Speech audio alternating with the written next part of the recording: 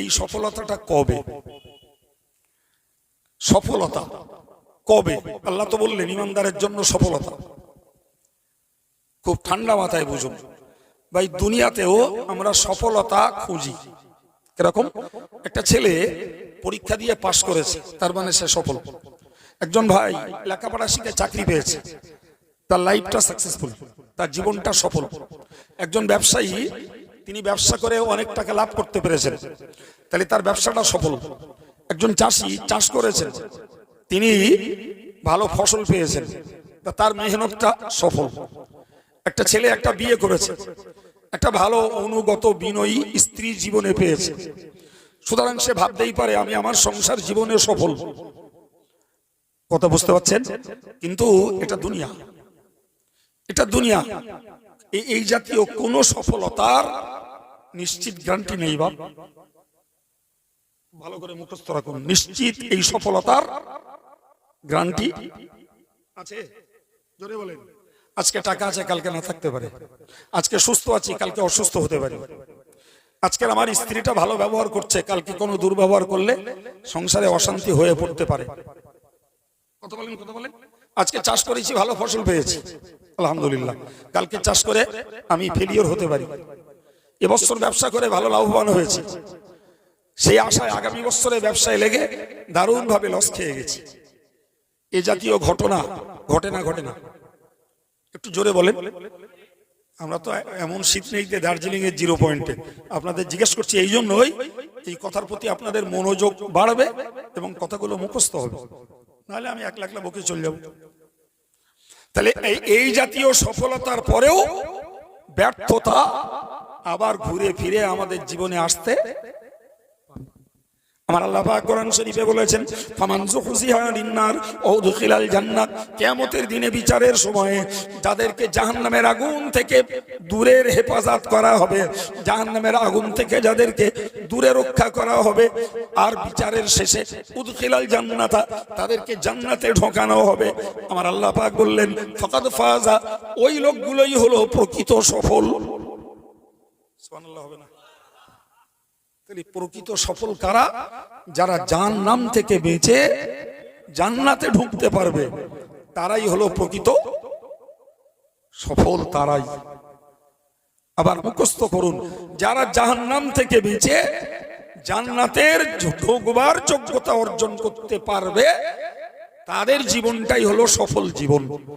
তাহলে পৃথিবীতে সাময়িকের জন্য আমি রাজনীতির নেতা হয়েছি, গ্রামের ইলেক্টেড মেম্বার, কিংবা পঞ্চায়েতের প্রধান কি এমএলএ, কিংবা মাস্টার মশাই, কিংবা আমি বড় ব্যবসায়ী, কিংবা আমি উচ্চশিক্ষিত ব্যক্তিত্ব, ভাই ভালো করে মনের কোণে লিখে রাখুন, এই সফলতাগুলোর একটারও নিশ্চয়তা নেই। কিন্তু ইমানদারকে বিশ্বাস করতে হবে। ওই যে আল্লাহ বলেছেন, কদ আফলাহাল মুমিনুন, ইমানদার, ইমান এনেছে যারা, সফলতা পেয়েছে তারাই, সফল হয়েছে তারাই। এই সফলতা হলো কিয়ামতের দিন। সুবহানাল্লাহ। তাহলে আজকের কোন সফলতায় আমরা যদি খুশিতে আত্মহারা হই, খুশিতে যদি আল্লাহ ভুলে বসি, খুশিতে যদি রসুলকে ভুলে বসি, খুশিতে যদি দিন ধর্মকে আমরা হারিয়ে বসি, এটাই আমাদের জন্য চরম বোকামি ভাই। আর বাস্তবে ঘটেও তাই।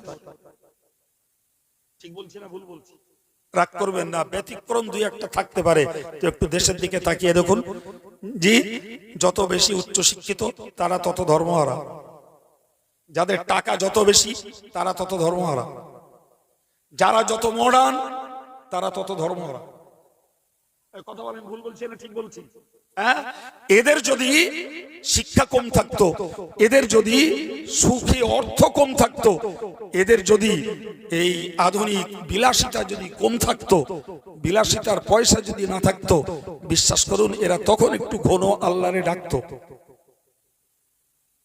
কথা ঠিক না ভুল? ভাই সাগরের মাঝে জাহাজ যদি ডুবু ডুবু হতে যায়, তখন যত পরিমাণ আল্লাহরে ডাকে, ডেঙ্গায় উঠলে আর আল্লাহর ডাকে? জি ঠিক কথাই বলেছি। মাঝি ভালো ছিল তাই যাই করে পার করতেছে আমার কথা বলেন। এই যদি হয় ইমানের অবস্থা, ও ইমান নিয়ে তো সফলতা লাভ করা কোনোদিন না। সব খোলস, গেট আপ, ভিতরে কিচ্ছু নেই। সুতরাং খুব শান্ত নীরব পরিবেশ। দুটো জ্ঞানের কথা আপনাদের এই মূল্যবান ব্রেনে দিচ্ছি।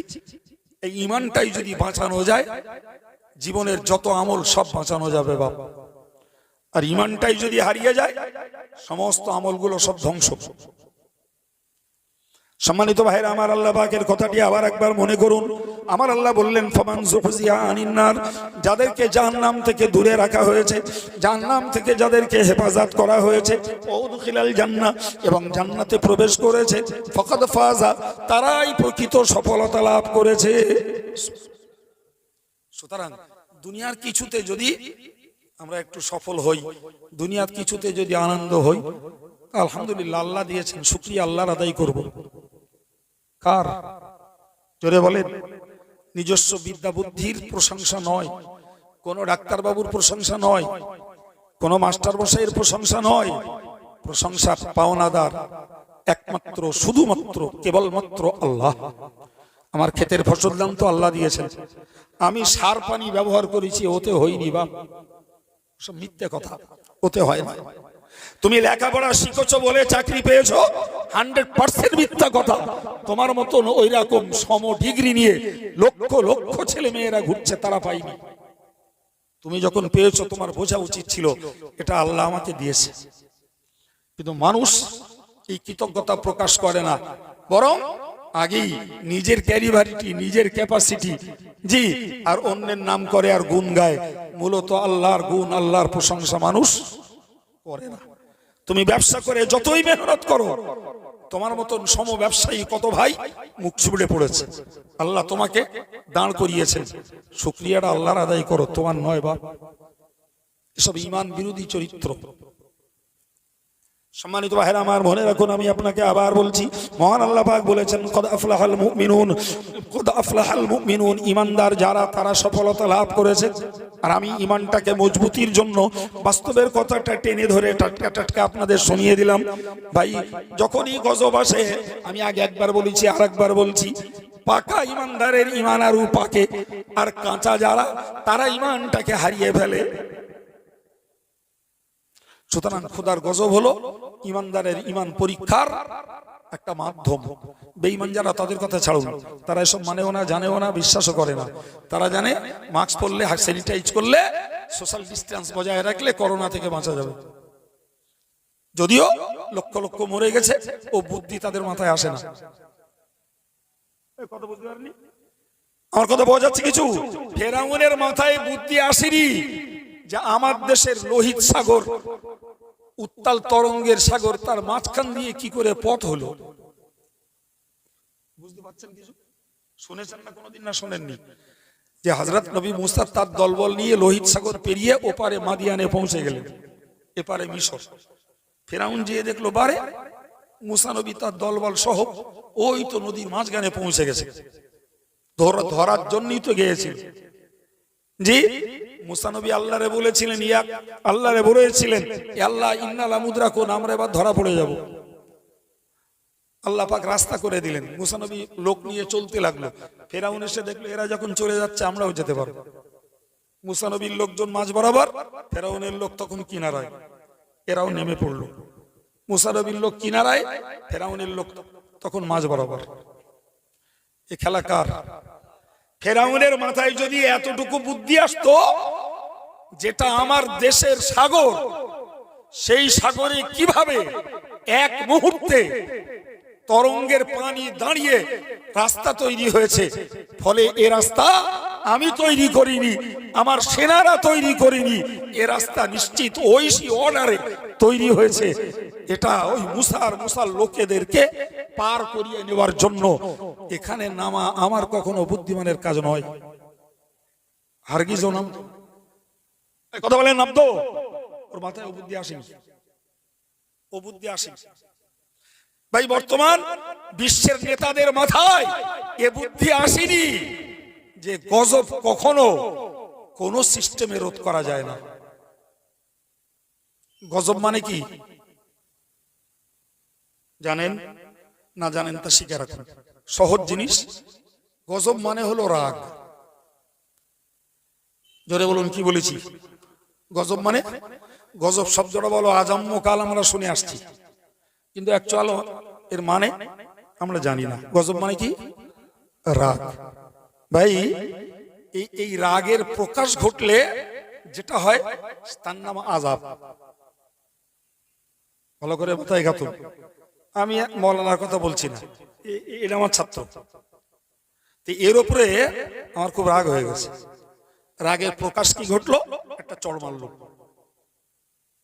শুনতে পাচ্ছেন কথা? তাহলে গজব মানে কি? আর গজবের পরিণতিতে যেটা হয় ওর নাম আযাব। গজব আযাব, গজব আযাব। গজব আল্লাহর, রাগটা কার? চিল্লে বলুন কার রাগ? সবাই মিলে বলুন কার রাগ? আল্লাহ রেগে যান যখন বান্দার উপরে, বান্দার অবাধ্যতায়, বান্দার দুষ্টুমি, বদমাশি, উচ্ছৃঙ্খলতায় যখন আল্লাহ বান্দার উপরে রেগে যান, সেই রাগের প্রকাশ ঘূর্ণিঝড়, ওই রাগের শাস্তি তুফান, ওই রাগের শাস্তি ভূমিকম্প, ওই রাগের শাস্তি টর্নেডো, ওই রাগের শাস্তি আমফান, ওই রাগের শাস্তি ডেঙ্গু, ওই রাগের শাস্তি করোনা, ওই রাগের শাস্তি এইডস, ওই রাগের শাস্তি ক্যালকাটা ফিভার, ওই রাগের শাস্তি ডায়রিয়া, ওই রাগের শাস্তি স্মল পক্স, গুটি বসন্ত। কথা বোঝা যাচ্ছে? এই জন্যই প্রিয় নবী বলেছেন হে বিশ্ববাসী, তোমরা মনে রাখো, যে কারণে মানুষের মহামারী হয়, বিপুল পরিমাণ মানুষ মরে, আমরা ভালোবাসায় বলি মহামারী, বা আর এক শব্দে বলে অতিমারি, আর একদম দেশের বাংলা বাংলি বলে হদ্দম মরণ। হদ্দম বয়স্ক লোকেরা জানে। জি, এখান থেকে 50-60 বছর আগে গ্রামে গঞ্জে ডায়রিয়া হতো, তো এ পাড়ায় একটা মরে গেছে, কবর দিয়ে আসতে পারেনি, ও পাড়ায় আর একটা মরে গেছে, ওটারে গোসল করানো হয়নি, শুনতেছে ও পাড়ায় আর একটা মরে গেছে। বুড়োদের জিজ্ঞেস করুন, যদি আমার কথা না কাটে আমি আমার কথা উড্র করবো। কি গো, এর নাম কি ছিল? কলেরা। কলেরা মহামারী। তাহলে এই কথাটা ব্রেনে রাখতে হবে যে কলেরা বলি, ডেঙ্গু বলি, গুটি বসন্ত বলি, ম্যালেরিয়া বলি, আর করোনা বলি, আর ওমিক্রন বলি, আর প্রাকৃতিক, এগুলো তো রোগের মধ্যে, প্রাকৃতিক দুর্যোগের ঝড় বলি, তুফান বলি, ভূমিকম্প বলি, জলোচ্ছ্বাস বলি, এগুলো হলো প্রাকৃতিক দুর্যোগ। সবগুলোই আল্লাহ পাকের রাগের বিনিময়ে শাস্তি। এবার বলুন, জ্ঞান জ্ঞান কার কাছে করবেন? কার কাছে? ডাক্তারের কাছে না সরকারের কাছে? ওই জায়গাটা মনে থাকলেই তো ইমান পেকেছে প্রমাণ হবে। আর ওই জায়গাটা যদি হারিয়ে যায় তাহলে বুঝতে হবে খোলস মার্কা ইমানদার, ওর ভেতর শেষ। সম্মানিত ভাইরা আমার, আমার নবী বললেন না তাউনু রিজসুন, মহামারী হলো একটা আযাব, মহামারী একটা আযাব। আল্লাহ বান্দার উপরে রেগে গেছেন, সেই রাগের প্রকাশ হিসাবে বান্দাকে দিয়েছেন আযাব। ও ভাইরা আমার, একটু দয়া করে বলুন, আজকের পৃথিবীর নেতার দল এরা কি আল্লাহর গজব বিশ্বাস করে? তাড়াতাড়ি বলুন। মোটেই বিশ্বাস করে না। আমার দেশের ফেরাউন আর হামান দুটো, এরা বিশ্বাস করে? জোরে বলেন। মুসা নবীর ফেরাউন তো চলে গেছে, তার মমি এখনো মিশরের জাদুঘরে, কিন্তু এখনকার আধুনিক কালে সারা দেশে, ভারতে বলুন, রাশিয়াতে বলুন, আমেরিকাতে বলুন, ইতালিতে বলুন, স্পেনে বলুন, এখন যে নমরুদার ফেরাউন আর হামানগুলো জুটেছে, এরাও কি খোদার গজব বিশ্বাস করে? যদি খোদার গজব এরা বিশ্বাস করত, তাহলে আমি হাত কেটে লিখে দিতে পারি, আমি যে ফর্মুলা দেব ইনশাআল্লাহ, যদি বিশ্বের নেতারা, সরকারেরা ও ফর্মুলা যদি কাজে লাগায়, ফুঁসি আর ভর্তি হবে না, হাত মুখ ধুতি হবে না, সোশ্যাল ডিস্টেন্স বজায় রাখতে হবে না, ও করোনা কোথায় উদাও হয়ে যাবে। সে ফর্মুলা আমার দেশের সরকার, পৃথিবীর বিজ্ঞানীরা, বহির্রাষ্ট্রের কোন নেতা, আমার মতন ফকরে বিদ্বেষ শিক্ষা লোকের কথা তারা নেয় না, নেবেও না। কথা বলে। কিন্তু আমি দাবি করতে পারি, আমার জাতের জাত কলেমার ভাইদের কাছে, কলেমার বোনেদের কাছে, যে বেঈমানেরা আমাদের কথা না নিক, তুমি যখন কলেমা পড়ে ইমানদার ভাই বোন সেজেছো, তুই অন্তত নে বাবা। দাবি করতে পারি না জোরে বলেন। একটা কারণ শুনুন, সম্মানিত ভাইরা আমার, মনে রাখুন হাদিস শরীফে এসেছে ওয়ালা ফাশাসিনা ফি কওমিন ইল্লা কাসরা ফিহিমুল মাউত। হুজুর বলেছেন যে জাতির মাঝে ব্যভিচার প্রকাশ্য হবে ওই জাতির উপরে আল্লাহ মহামারী দেবে। বাংলাটা মুখস্থ হচ্ছে, আরবি হওয়ার দরকার নেই, আরবি ওই যন্ত্র মুখস্থ করুক, আপনারা বাংলাটা করেন। রাসূলুল্লাহ বললেন যে জাতির মাঝে ব্যভিচার প্রকাশ্য হবে ওই জাতির উপরে আল্লাহ মহামারী অতিমারী মানে হদ্দম লোকের আল্লাহ মারবে। বোঝা গেছে আমার কথা না? বুঝতে পারেননি? এবার একটু মিলিয়ে নেন। রাসূল বলেছেন 1400 বছর আগে, আজকে মিলান। ব্যভিচার এখন গোপনে হয় না প্রকাশ্য? তাড়াতাড়ি বলুন। জবাব খুঁজে পাচ্ছেন না বলেন? এক দুজন বলেছে একটু দম লাগা মতন করে, বাকিরা নীরব। মনে করলে কই ব্যভিচার হলি তো দেখতে পাতাম আমরা। বেয়াদবির মাপ চেয়ে জিজ্ঞেস করছে আপনি বলুন দিন বসিরহাট, খোলাপথা, বাদুড়িয়া, মাটিয়া, বেড়াচাপা, দেগঙ্গা, বারাসাত কোথায় বেশ্যেখানা নেই আমার একটু বলবেন? বলেন বলেন। যেখানে স্পষ্ট মানুষ জানছে এবং রীতিমতো তার যারা খরিদ্দার সেখানে রীতিমতো তারা দৈনিক লাইন দিচ্ছে, দেশের সরকার জানে, পুলিশ প্রশাসন জানে, আমরা আম জনতা জানি, এরপরে ব্যভিচার গোপন কোন লজ্জায় বলবেন? কথা বলছেন না কেন? ব্যভিচার গোপনে হচ্ছে। রাসূলুল্লাহ বললেন যে জাতির মাঝে ব্যভিচার প্রকাশ্য হবে ওই জাতিকে আল্লাহ মহামারী দেবেন। তারা লাশ পুড়িয়েও শেষ করতে পারবে না, আর মুসলমানরা কবর দিয়েও শেষ করতে পারবে না। শুকরিয়া আল্লাহর, 2020-তে যদি কথার কথা সারা বিশ্ব জুড়ে মুসলমান মরে থাকে তো হয়তো 4-5 লাখ মরেছে, আর বাকিরা মরেছে অন্যেরা। এই অপরাধটা আমার জাতি, আমার কওমের লোকেরা বন্ধ করতে পারবে কিনা, এটা আমার অজ। কিছু মাথায় যাচ্ছে আমার কথা? আমার জাত এরা ব্যভিচার বন্ধ করতে পারবে কিনা? বললে হুজুর ওই আমরা ব্যভিচার করি না করি কে, তেমন তো প্রমাণ নেই। আলহামদুলিল্লাহ, ভালো জিনিস, কিন্তু প্রমাণ আপনি পাবেন কি করে? ছেলেবেলায় যদি ওই জাতীয় অপকর্ম করে কেউ ধরা পড়তো, তার মাথা নেড়া করতো, মাথায় আলকাতরা দিত, পিছনে টিন বাজিয়ে সারা গ্রাম ঘুরিয়ে তারে অপমান করতো, জীবনে যেন এই কাজ না করে। আমি নিজে দেখেছি। আজকের কোন ব্যভিচারের রেকর্ড আছে? কথা বলেন, কিচ্ছু বলেন। আছে রেকর্ড? নেই। কেন নেই? কেন নেই ভাই? যুবক যুবতীদের এই অপকর্মের জন্য যে ডাক্তারি সংস্থা যে সমস্ত ওষুধ বার করেছে, ব্যভিচারের কোনো প্রমাণ থাকার কোনো জায়গা নেই। বেয়াদবির ক্ষমা চাচ্ছি। এরপরেও ঘরোয়া ভাবে 2 ছেলের বাপ, 3 ছেলের মা, 3 সন্তানের মা, 2 সন্তানের বাপ, এরা যা ব্যভিচার করছে, সে ব্যভিচারের তো প্রমাণ থাকার প্রশ্নই ওঠে না। কেন এদের উপরে মহামারী আসবে না? ও কি ঠুসি করে বন্ধ করার কাজ? যদি দেশের বেশ্যাখানাগুলো বন্ধ হতো, যদি কমিউনিটির জোয়ান যুবকগুলো নিজেদের চরিত্রকে যদি হেফাজত করত, সন্তানের মা আর সন্তানের বাপগুলো নিজেদের চরিত্রগুলোকে যদি রক্ষা করত, এ গজব কোথায় উদাও হয়ে যেত, খোঁজ পাওয়া যেত না। এ কারণ আব্দুল কাইয়ুম নির্ণয় করেনি, খোদ রাসূলুল্লাহ নির্ণয় করেছেন। রাসূলের কথাই আপনাদেরকে উপহার দিলাম। যদি মহামারীতে লক্ষ লক্ষ লোক মরে, এর নাম মহামারী। রাসূল বললেন যারা ব্যভিচার করবে প্রকাশ্য, তাদের উপরে আল্লাহ মহামারী দেবে। সুতরাং আপনি লিখে নেন আমার কাছ থেকে, করোনা দেশ থেকে উঠবে না, করোনা বন্ধ হবে না। লিখে নেন আমার কাছ থেকে।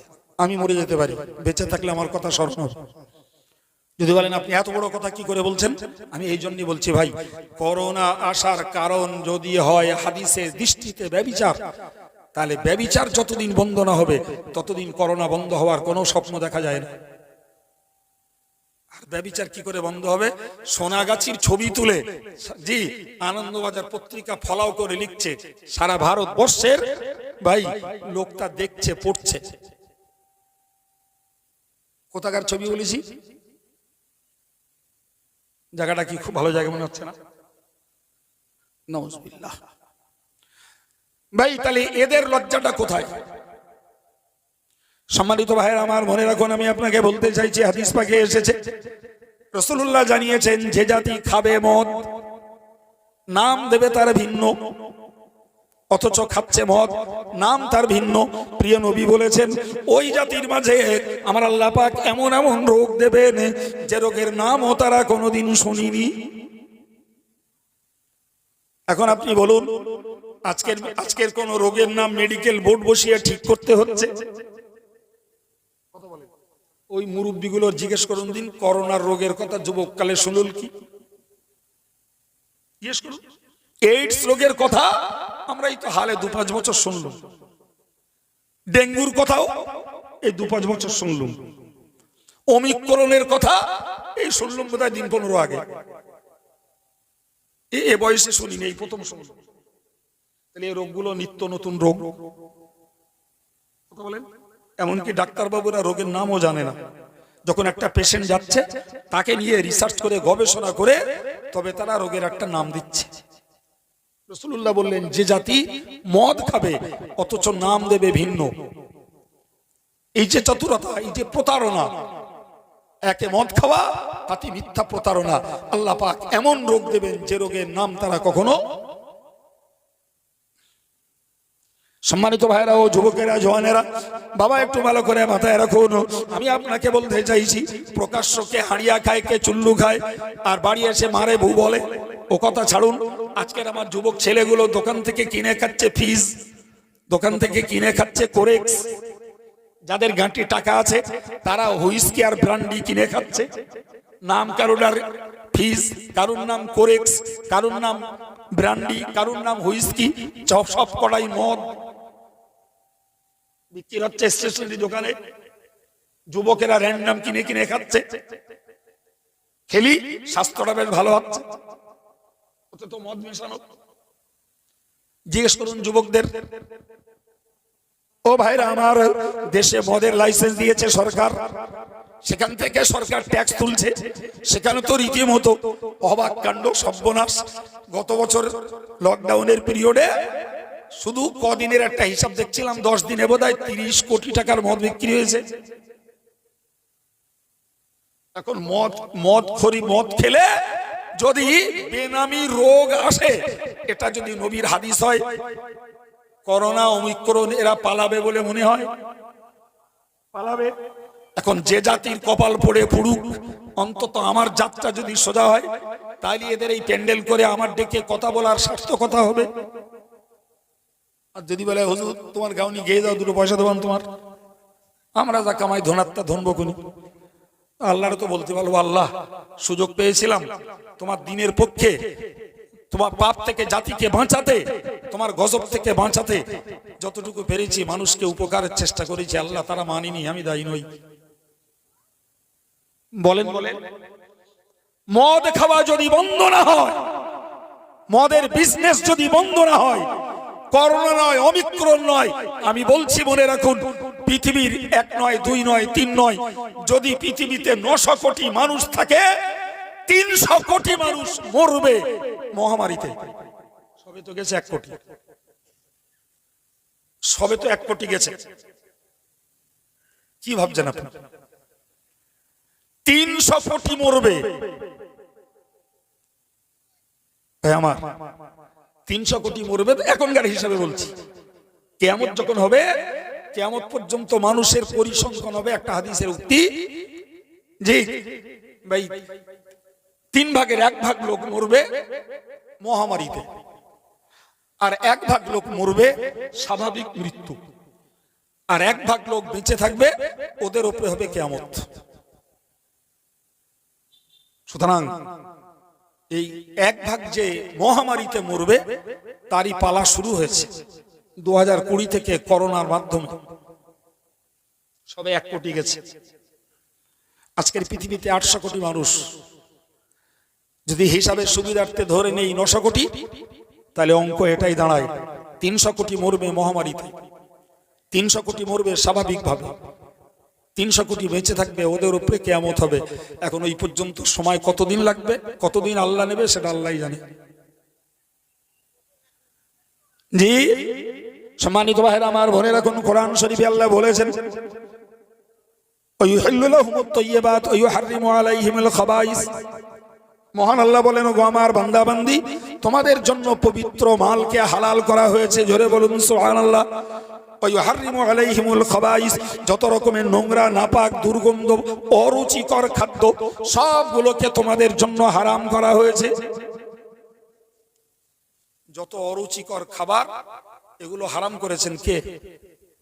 জোরে বলেন আল্লাহ। অরুচিকর জিনিস ভাই পবিত্র হলেই আমরা খাই না, বলো হালা পাক হলেই খাই না, মাটি পাক কিন্তু খাওয়া হারাম। কথা বুঝছেন কিছু? সম্মানিত ভাইরা, যে জাতি ওই নোংরা জিনিস, অরুচিকর, অখাদ্য জিনিস খাবে, তাদের উপরে খোদার গজব নামবে। তার মানে গজব মানে রাগ, রাগের বিনিময়ে আযাব নামবে তাদের উপরে। আপনি ভাবতে পারছেন, আল্লাহ লাখ শুকরিয়া আদায় করে আমাদের বলতে হয়, জি আমরা হয়তো অনেক ভাই আছে যারা হারামটাকে বাদ দিতে পারে না। হারামটাকে কেউ সুদের মাধ্যমে, কেউ বা ফাঁকি মারায়, কেউ বা বন্ধুকে জমিতে, কেউ বা ফারাজ ফাঁকিতে, কেউ বা মিথ্যা কথা বলে ব্যবসা করে। এই জাতীয় কিছু হারাম রোজগার করার মানুষ আমাদের সমাজে আছে না নেই বাবা? একটু জোরে বলেন। প্রকাশ্য বুঝে নেন। মনে করুন একজন লোক সুদ খায়, তো শরীয়তের হুকুমে সুদের টাকাটা হারাম, কিন্তু আল্লাহ এরপরেও বলতে হয় সে সুদের টাকা দিয়ে সাপ কিনে খায় না, ব্যাঙ কিনে খায় না, সুদের টাকা দিয়ে সে কুত্তা জবাই করে খায় না, সুদের টাকা দিয়ে বেজি আর বন বিড়াল আর শিয়াল মেরে খায় না, সে সুদের টাকা দিয়ে biryani, fried rice, rezala, roast কিনে কিনে খায়। তাহলে শরীয়তের হুকুমে তার টাকাটা হারাম, কিন্তু যেটা খাচ্ছে সেটা বলো রুচির খাবার। চিল্লে বলুন ঠিক না ভুল? যেটা হারাম সেটা কিসে? শরীয়তের হুকুমে। কিন্তু তাই বলে সে অরুচিকর খাবার খায় না, সে খাচ্ছে রুচিশীল খাবার।